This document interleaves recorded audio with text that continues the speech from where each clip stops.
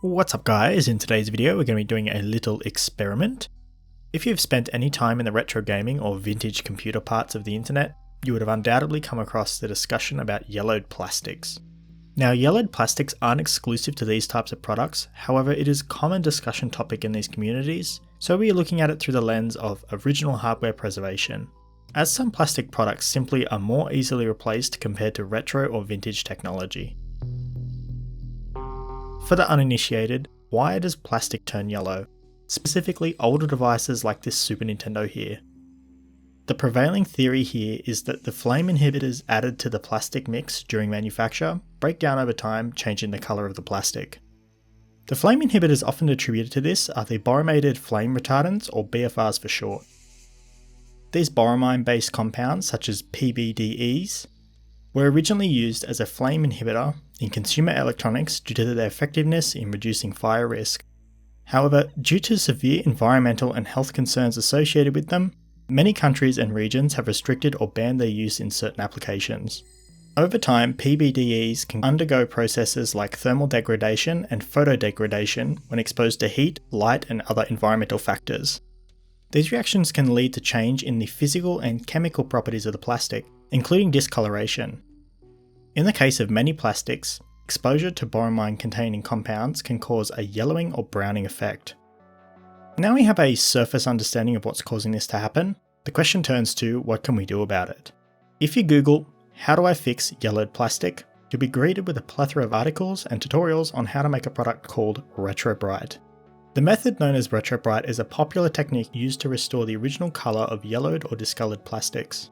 The chemistry behind RetroBright involves the use of a bit of backyard chemistry by mixing hydrogen peroxide and a few other under-the-sink ingredients. The primary ingredient, hydrogen peroxide, is a strong oxidizing agent that can break down the chemical bonds of the compounds responsible for the yellowing, such as bromine-containing flame inhibitors and other additives. The typical process for using RetroBright involves creating a gel or paste, coating the item you wish to restore with the paste, then optionally wrapping the whole setup in clear food wrap to prevent it drying out. This can be both time-consuming and expensive, especially for large items or repeated use. Most people save a little money by using cream hair developer. This is essentially hydrogen peroxide mixed into a paste. However, not all hair developers are the same. They often contain additives like fragrances or conditioning agents. This may affect the plastic and the end result. Even though this is cheaper, you're still working with unknowns, and depending on your location, it may still be expensive for large jobs. So what do? Like with everything retro and DIY, Homebrew has the answer. No, not that Homebrew, this Homebrew. Specifically this magic white powder. What is it? This is sodium percarbonate. You likely use this in some form every day and don't even know about it. It's used for a wide range of tasks from cleaning, disinfecting, and yes, even bleaching. Sodium percarbonate is often used as the base for things like washing powders and dishwashing tablets. It's literally dirt cheap. Sometimes it's even cheaper than dirt, in some cases. So how does this help our Super Nintendo? Sodium percarbonate is an oxidizing agent produced by crystallization of a solution of sodium carbonate and hydrogen peroxide. In fact, it contains 32.5% hydrogen peroxide by weight. I think you can see where this is going.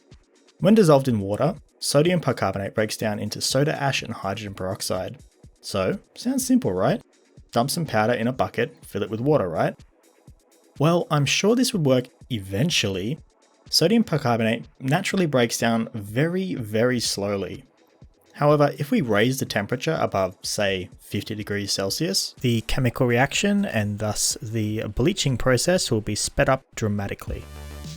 Okay, enough backstory. How are we doing this? So I have my test pieces, a very yellowed Super Famicom. You can see where the controllers are plugged into it, protecting the plastic from yellowing. Also, if you pay attention, you'll notice that the yellowing isn't even.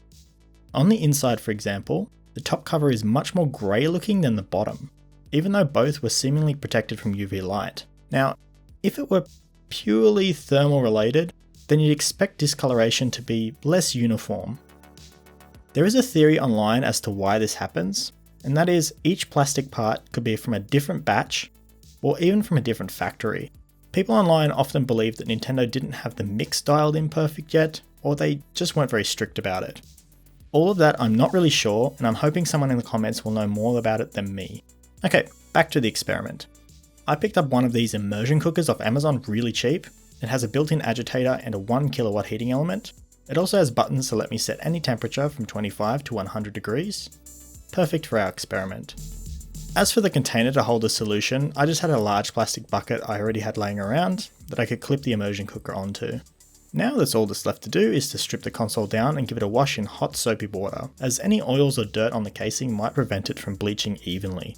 Now, it should go without saying, but you should really wear appropriate PPE when working with any chemicals. Please research what you should do, either Season 1 Heisenberg or Season 5, it's up to you. Next up, I mixed up the solution.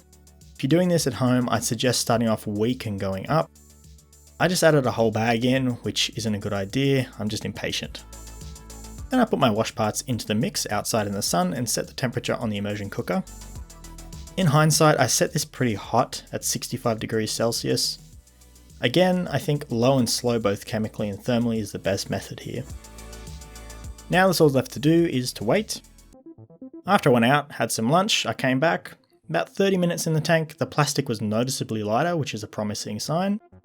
Again, this is probably working too fast due to my hot mix. But this is just an experiment on a console I don't care about, so it's fine. After throwing it all back in the tank, I then left it for a few hours because if it's worth doing, it's worth overdoing. When I removed the plastic from the tank, it looked noticeably porous, going off how the water seemed to darken patches like it was absorbed into it like a sponge. Once the parts dried, the look of them changed though. Now, just as a refresher, this is how the console originally looked. This is all filmed in a light controlled room and all the camera settings are the same in both shots. The casing was super yellow with obvious contrast between the original protected sections where the controller plugs were left plugged in. And now for the moment you're all been waiting for, the treatment results. The console is noticeably lighter. There is some marbling going on, and some sections do look ashy. This is likely from my mix being either too saturated, too hot, or both. I think mixing this way weaker and cooler over a longer time frame would have had excellent results. Some sections of the console weren't treated, the buttons along with the controller ports and power switch bezel. The switch bezels have the best contrast between treated and non-treated. The LED cover with the silk screen was treated, but it didn't get much lighter for some reason. Neither did the cassette slot dust cover. The overall colour is much better, however it's more white than grey comparing the original plastic to the ones that have been treated. With the plastic being so porous, this leads to some fun ideas. Let me know down in the comments if you want to see a dyed Super Famicom. Well, that's all I have to say on this video. I think this experiment was a great success, and consumables only cost me about $2. The immersion cooker cost less than $60, but I'll use that for years to come, so I don't really consider it a cost to be honest. If you want to see more videos like this, please subscribe and share with people that might enjoy this kind of thing. And until next time, see ya!